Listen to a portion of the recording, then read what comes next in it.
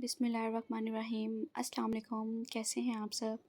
अच्छा, इस्लामिया 202 की आपकी जीडीबी आ गई है, जिसकी लास्ट डेट 22 नवंबर है और 20 मार्क्स की आपकी जीडीबी आई है। ठीक है, अब बात करते हैं इसके डायरेक्ट क्वेश्चन की, और मैं आपको इसका आंसर भी बताती हूँ कि किस तरह आपने करना है, इंस्ट्रक्शंस भी बताती हूँ।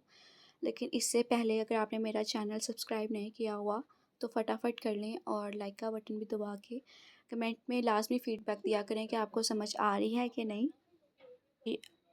अब बात करते हैं आपके क्वेश्चन की। क्वेश्चन में उन्होंने कहा है स्टूडेंट ने क्या करना है, 4 जो हमारी अहादीस की बुक्स हैं उनके नेम लिखने हैं, और साथ में जो उनके ऑथर हैं, मतलब जिसने वो बुक्स लिखी हैं उसके नेम लिखने हैं। लेकिन सिर्फ इतना आपका काम नहीं है, इतने से काम के लिए आपको 20 मार्क्स नहीं दे देने उन्होंने, आपने इसकी एक्सप्लेनेशन भी देनी है। जो अहादीस की 4 बुक्स हैं इसकी एक्सप्लेनेशन भी आपने देनी है। ठीक है, ये जो है आपको सिंपली मतलब आगे मैं आपको इंस्ट्रक्शंस बताती हूँ। ठीक है, आपको शायद उससे थोड़ा आइडिया हो जाए।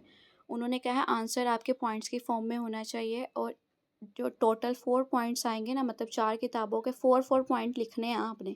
ये ना इन्होंने थोड़ी सी मिस्टेक कर दिया कि थोड़ी एक्सप्लेनेशन नहीं दी आपको इसमें।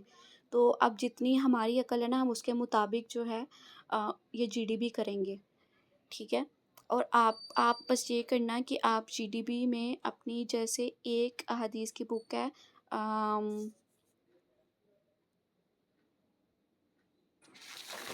अच्छा वो मैं आपको जब आंसर बताती हूँ ना फिर बताती हूँ, लेकिन हर अहादीस की बुक के आपने 4 पॉइंट लिखने हैं ऑथर के नेम के साथ।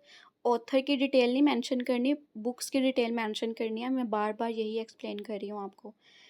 ठीक है, उस उन्होंने इसलिए कहा है कि आंसर आपका रेलिवेंट होना चाहिए और पॉइंट के फॉर्म में होना चाहिए, क्योंकि अगर एक्सप्लेनेशन उनको रिक्वायर्ड ही ना होती तो वो क्यों कहते कि पॉइंट की फॉर्म में लिखो और आपका नेट से कॉपी पेस्ट ना हो। क्योंकि अहादीस की बुक्स भी सबकी सेम है और ऑथर भी सबके सेम है। तो उन्होंने ये बात इसलिए कही है कि आपकी सेम नहीं होनी चाहिए, क्योंकि आपने एक्सप्लेन भी करना है बुक्स को। ठीक है, आगे टाइम्स न्यू रोमन आपने स्टाइल जो है वो सिलेक्ट करना है, और साइज़ इसका 12 होना चाहिए। और आंसर आप किस तरह कर सकते हैं वो भी मैं आपको बताती हूँ। जैसे 4 अहादीस जो हैं उसमें आप लिख सकते हो सुनन इब्न माजा और अबू दाऊद भी है, इसके अलावा अल तिरमिज़ी भी है। ठीक है, ये आप पे डिपेंड करता है कि आपने कौन सी 4 बुक्स जो है वो मेंशन कर रहे हो। ठीक है, इसका जो है आपने ऑथर का नेम बताने के बाद आपने ये बताना है कि इस हदीस में किसके बारे में जो है बताया गया, मतलब ये हदीस की बुक किससे रिलेटेड है। जैसे एक एग्जांपल मैं आपको दे के बताती हूँ।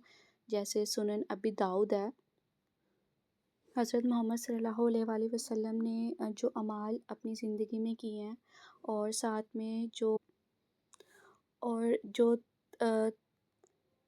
तकरीर वगैरह लोगों से किया, सहाबा से किया, और जो बातें वो करते थे उसके ऊपर ये बेस्ड कर दिया।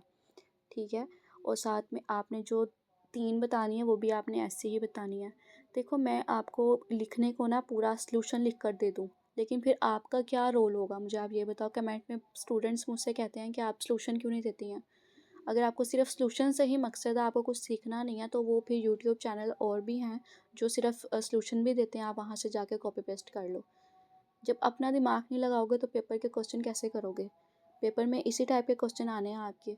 इसलिए सिर्फ मैं आइडिया देती हूँ, थोड़ा सा आंसर बता देती हूँ ताकि आपको पता लग जाए किस तरह करना है। अब पूरे पूरे आंसर्स अगर आपको सिर्फ आपका जो है काम कॉपी पेस्ट करना ही है, वो फिर आप मेरे चैनल पे आपको नहीं मिलेगा, वो आप किसी और चैनल पे देख लिया करो। कोई मसले वाली बात नहीं। मेरा मकसद सिर्फ जो है वो आप लोगों को सॉल्यूशन देना नहीं होता, आपको समझाना भी होता है। आपको चीज़ों से मतलब चीज़ें आपको बतानी भी होती हैं ताकि आप कुछ सीखें उससे। अदरवाइज़ ये चैनल बनाने का कोई मकसद ही ना होता। ठीक है, आई होप कि आपको समझ आई होगी।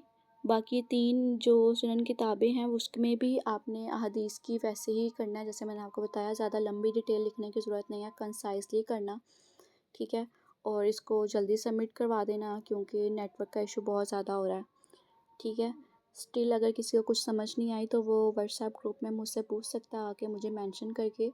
आप स्टडी रिलेटेड कुछ भी पूछ सकते हैं, एग्ज़ाम से रिलेटेड कुछ भी पूछ सकते हैं। जिन्होंने इस्लामिया 202 की प्रिपरेशन मुझसे करनी है तो वो भी मेरे पास आ सकते हैं, ठीक है।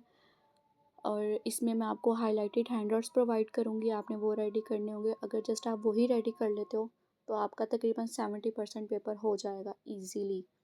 और ये आपको तकरीबन 3 से 4 घंटे लगेंगे हैंडआउट्स रेडी करने में, हाइलाइटेड जो मेरे हैं, मेरे अपने हैं, किसी और के नहीं हैं। एक चीज़ मैं क्लियर कर दूँ। और इसकी पेमेंट होती है, ये फ्री नहीं होते। और अगर जिन स्टूडेंट्स ने खुद से प्रिपरेशन करनी है, जिनके पास पेमेंट का इशू है, तो वो शॉर्ट लेक्चर्स लें यूट्यूब से, ठीक है। और साथ में अपने LMS के लेक्चर्स भी लें, क्योंकि इस्लामिया 202 में इतने अच्छे मार्क्स किसी के बहुत कम होता है कि आ जाएं। और फाइल से पेपर इस दफ़ा में भी ना आए, क्योंकि काफ़ी सेमेस्टर से नहीं आ रहा फाइल से पेपर। किसी का स्टूडेंट का बहुत लाख हो तो आ जाता है, अदरवाइज़ नहीं आता, ठीक है। और इसके अलावा जो है वैसे ही ये अपडेटेड हैंडआउट्स हैं।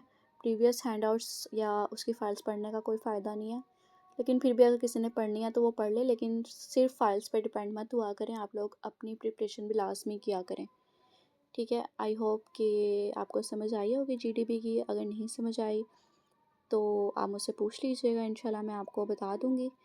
और अपना बहुत ख्याल रखें। और जिन्होंने खुद से GDP रेडी किया वो मुझसे आके चेक क्लास में करवा सकते हैं कि हाँ जी ये ठीक बनी है कि नहीं, मैं आपको बता दूँगी, ठीक है। लेकिन एटलीस्ट खुद से जो है एफ़र्ट लिया करें करने की, अगर आपने एडमिशन लिया है तो, ठीक है। अपना बहुत ख्याल रखिएगा और मुझे भी दुआ में याद रखिएगा। अल्लाह हाफ़िज़।